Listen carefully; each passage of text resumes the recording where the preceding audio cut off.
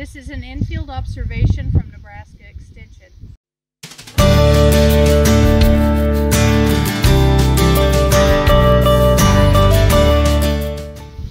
I'm Tamra Jackson-Ziems, and I want to talk to you about southern rust now that it's moved into Nebraska, to make sure we don't have any surprises out there and that you know what to watch for.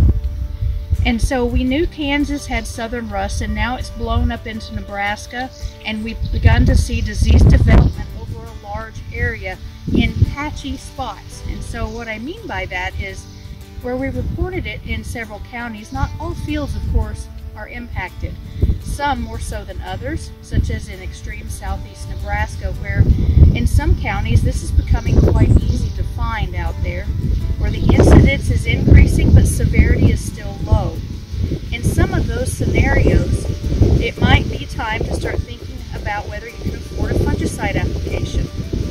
We have a number of fungicide products that are effective, but timing is going to be really critical on when to apply those. Applying a fungicide too early, 2 or 3 weeks before disease develops, might mean that the bulk of your protection has worn off before you have the full benefit of it. These diseases will continue to develop and worsen over time for the remainder of the season. We've also confirmed southern rust on samples up into northeast Nebraska.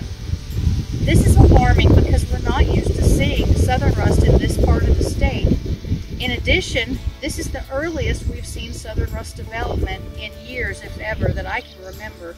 And so the consequence of that is we've got a longer window of time, especially considering that we have a wide range of planting dates, many of those fields having been planted late or even needing to be replanted due to flooding. And so the growth stages or the crop stages are still early in the development.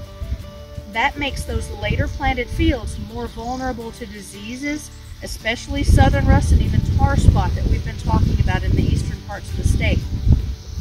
Looking further west, we have the potential to have southern rust movement out there as well. We don't have good data from there, and so if you think you've seen southern rust, please submit samples from areas so that we know where it's at and we can report that so people know what to look for and where. When scouting for southern rust, it's important to look for those orange to tan pustules on the upper side of leaves. That's where most of them are going to be produced.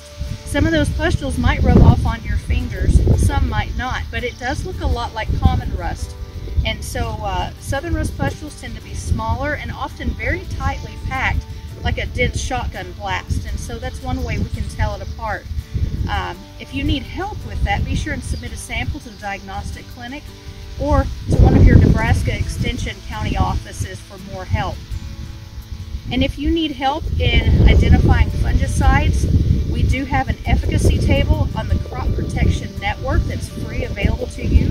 Or if you have our Nebraska Extension publication, it's EC 130, or the Guide for Weed, Disease, and Insect Management. There's a section in that book in the middle on disease management with those same efficacy ratings.